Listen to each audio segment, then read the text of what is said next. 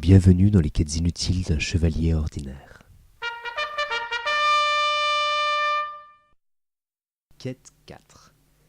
La quête du support figé, qui traite de l'intérêt de s'adapter en permanence pour s'enrichir de l'évolution. Comme tout bon chevalier qui se respecte, je possède une arme, une épée. En fait, c'est un bâton que j'avais ramassé durant une promenade en forêt. À force de persuasion et de travail sur moi, j'ai réussi à assimiler l'idée que ça puisse être une épée.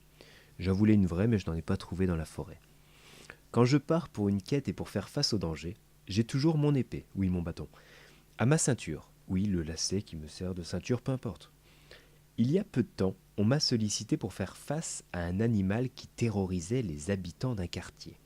Un chat perché sur un arbre, qui miaulait la nuit et qui gênait les gens. Il n'y a pas de sous-quête, il n'y a que des grandes aventures.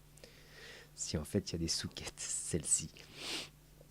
Pour préparer cette aventure, j'avais prévu de prendre à la place de mon Excalibur, j'ai pas le droit d'utiliser le vrai nom, 4 marrons que je projetais de lancer sur l'animal terrible lorsque celui-ci serait dans ma ligne de mire.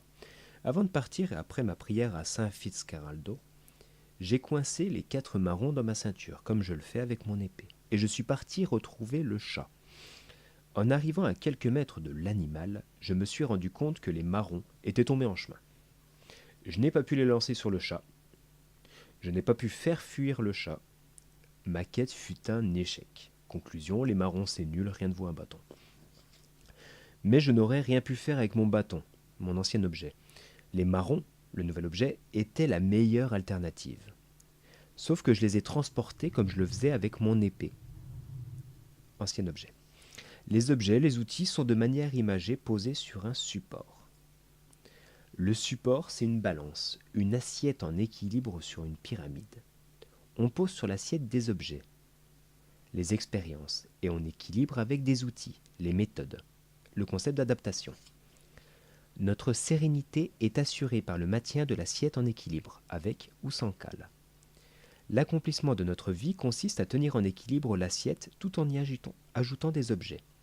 Plus il y a d'objets sur l'assiette, ouverture d'esprit, plus il faut ajouter d'outils, et plus le support est difficile à équilibrer. On peut tricher en équilibrant le support avec des cales. Exemple de cales, les habitudes, le quotidien, les manies, le travail, qui vont permettre de caler l'assiette comme en équilibre et d'empêcher qu'elle ne tombe. Malheureusement, dans ce cas, on ne se préoccupe plus de l'équilibre de l'assiette. Et dès qu'une cale est enlevée, l'assiette s'effondre totalement déstabilisée. On se retrouve au mur.